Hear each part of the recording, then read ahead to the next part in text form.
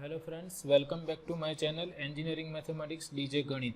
In this lecture we are going to discuss about one important result of vector calculus which is known as Green's theorem. So we will discuss what is Green's theorem and we will see how Green's theorem is helpful in evaluating line integrals. Before going for Green's theorem, we recall certain things which we had discussed when we started this vector calculus. So we are familiar with the path of integration or curve C, and we know that if we have a curve C, then that curve C is called closed curve if it has same initial point and terminal point. Like circle, we know that circle is a closed curve. If we start from one point and if we move along the curve or circle, we will come back or we will end at this point. So we started from this point and we are ending our path at this point. So this is the example of closed curve or closed path. If we consider line segment from A to B, then this is not a closed path. The closed path or closed curve is that curve which has same initial and terminal point. So Green's theorem is applicable for line integrals along closed paths only. Suppose we are interested in the line integral of a vector field f bar along closed curve C, then we can apply Green's theorem. And whenever we have line integral along a closed path, we can use this notation. This circle on the integration sign denotes that we are integrating vector field f bar along a curve C which is a closed curve. We have also discussed about smooth curve. Smooth curve means our curve has no sharp corners. For example, if I consider this triangular curve, then this is not smooth because it is having three sharp corners. So our curve is called smooth curve if it has no sharp corner, like circle or like a parabola. If we consider the not parabola, if we consider ellipse, then there is no sharp corner in this curve. So therefore ellipse is an example of a smooth curve. And we remember this definition also, piecewise smooth. Piecewise smooth curve means a curve is smooth if we divide it into different curves. For example, if we consider this curve, triangular curve, then this is not a smooth curve, but if we consider this triangular curve as union of these three line segments, AB union BC union CA, then each of these curve or each of this line segment is a smooth curve. So this triangular path is called piecewise smooth. It is smooth between A and B, it is smooth between B and C, and it is smooth between A and C. So that is the meaning of piecewise smooth curve. And another thing we will require in Green's theorem is simple curve. A curve is called simple curve if it does not cross itself. For example, if I consider this curve, then this is not simple because it crosses itself at this point. And if we consider a circular curve, then this is a simple curve.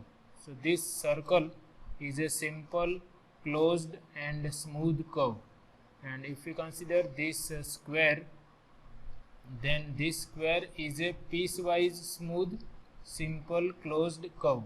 Okay, we will require this type of terminology in the statement of Green's theorem. So this circle is an example of piecewise smooth, simple, closed curve or closed path.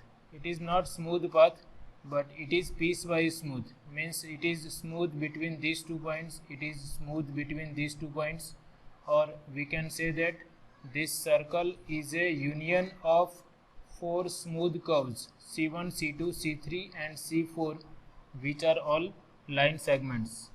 And another thing we have to recall is orientation. For example, if we consider this curve, triangular curve, then if we are moving along this direction, then this direction is known as counterclockwise direction. So I have to consider this counterclockwise direction in this way, and if I am interested in the clockwise direction, then I will go in opposite direction. So in counterclockwise direction we will consider orientation of curve to be positive, and in clockwise direction orientation is considered as negative. So that is meaning of positive and negative orientation. If we are considering counterclockwise direction, then we can say that our curve is positively oriented, and if we are considering clockwise direction, then our curve is negatively oriented. So with all these things in mind, we can try to understand the statement of Green's theorem.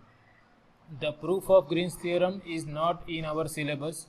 We just have to understand the statement of Green's theorem. So for example, suppose I consider some region, let R be the region in say xy plane. R is the region having this boundary in say xy plane, and suppose we denote the boundary of this region by capital C. So we can see this curve C is nothing but boundary of the region R, boundary of region R, and we can see this boundary curve C is smooth, simple and closed curve.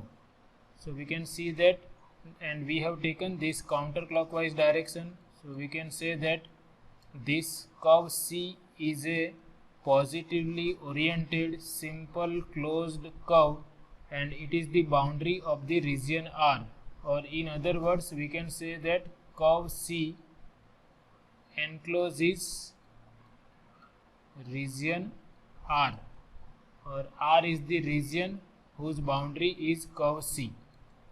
Now suppose we have some vector field which is defined at every point along this curve C.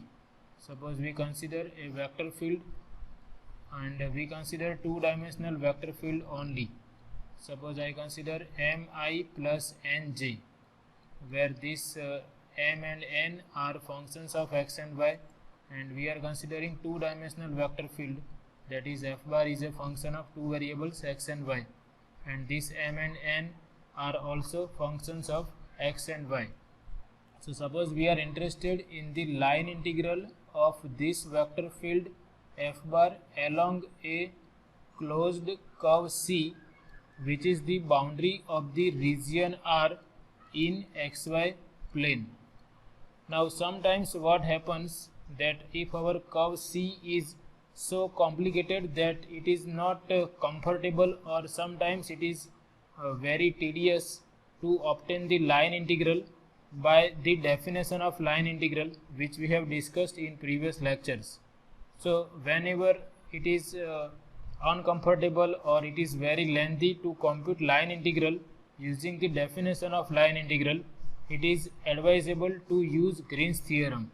So what is Green's theorem? So Green's theorem says that if we are interested in the line integral of a vector field f bar along a simple closed piecewise smooth curve C, which is the boundary of the region R in xy plane, then Green's theorem says that this line integral is equal to double integral over this region R, which is enclosed by this curve. Now double integral of what? So double integral of this difference between partial derivatives of n and m. Now this m is x component, n is y component.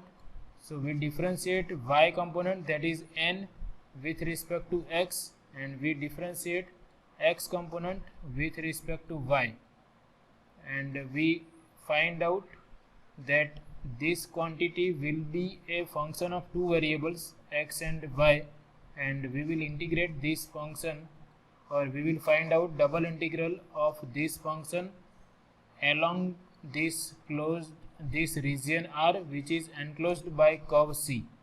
And if you recall, this difference del n by del x minus del m by del y is nothing but kth component of the curl of vector field f bar.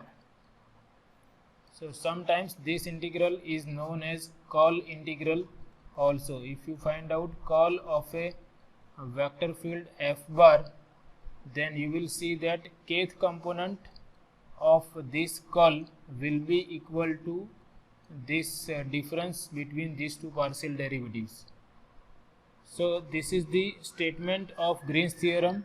If we are interested in the Green's theorem in plane, then line integral of vector field f bar along a curve C, which is the boundary of some region R in the xy plane, is given by double integral of del n by del x minus del m by del y along this region R, which is enclosed by curve C.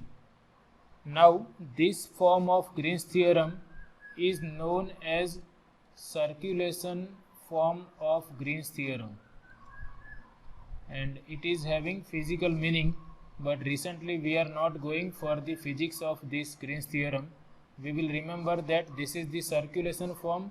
Another name is tangential form. Circulation form of Green's theorem or tangential form of Green's theorem.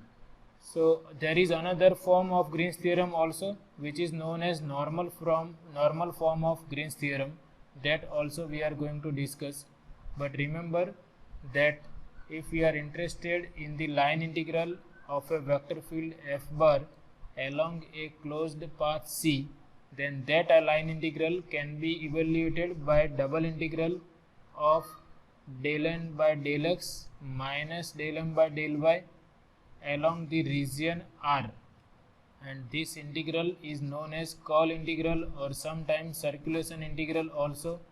This difference is sometimes known as circulation density also. So we are not going for physical interpretations, but we will remember all these things. Sometimes they can ask you to find out the circulation of vector field f bar along curve C. So you have to understand that you have to obtain line integral using tangential form of Green's theorem. And we can recall that if I have f bar equal to mi plus nj, and if dr bar is dxi plus dyj, then we know that this f bar dot dr bar, that is dot product of f bar and dr bar, will be equal to, if we take dot product of these two vectors, we will have m dx plus n dy. So instead of writing this line integral f bar dot dr bar, some authors are using this form also, m dx plus n dy. This is nothing but dot product of f bar with vector dr bar. So this is equal to partial derivative of coefficient of dy with respect to x minus partial derivative of coefficient of dx with respect to y. And this dA means either dx into dy or dy into dx. That will be our decision according to the nature of region and nature of this function.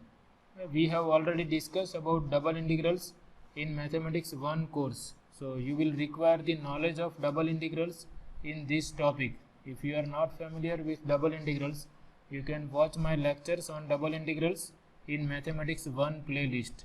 So remember, this is the tangential form of Green's theorem or circulation form of Green's theorem. They can ask you to write down the statement of Green's theorem. So you have to remember and you have to write properly all these things. Here I have written formally statement of Green's theorem, which is also known as circulation curl form or tangential form. So we will write in this way: let C be a positively oriented, piecewise smooth, simple closed curve, and let R be the region enclosed by the curve C. That means curve C is the boundary of the region R. Now what is requirement for applying Green's theorem? Requirement is, if we have vector field F bar equal to Mi plus Nj, then this M and N must have continuous first order partial derivatives on region R. Then the circulation of a field F bar around a curve C. Remember these words. They can ask you to find out the circulation of a given vector field around a given curve C. So that circulation is nothing but line integral of vector field F bar along curve C. So this line integral along closed curve C is known as circulation of a vector field F bar around a curve C, and that circulation is nothing but double integral of circulation density of a vector field F bar. Circulation density means this term, del n by del x minus del m by del y. This is known as circulation density. So remember all this terminology or all these names. Double integral of circulation density, which is del n by del x minus del m by del y, and this is circulation of a vector field F bar. The circulation of a vector field F bar along curve C equal to double integral of circulation density. So this result is known as tangential form of Green's theorem or circulation curl form of Green's theorem. So they can ask you write down Green's theorem or write down the statement of tangential or circulation curl form of Green's theorem. So remember this statement, and we have another form of Green's theorem also, which is known as normal form of Green's theorem, that we will discuss in upcoming lecture. So this is all about this session. I hope you like it. Thanks for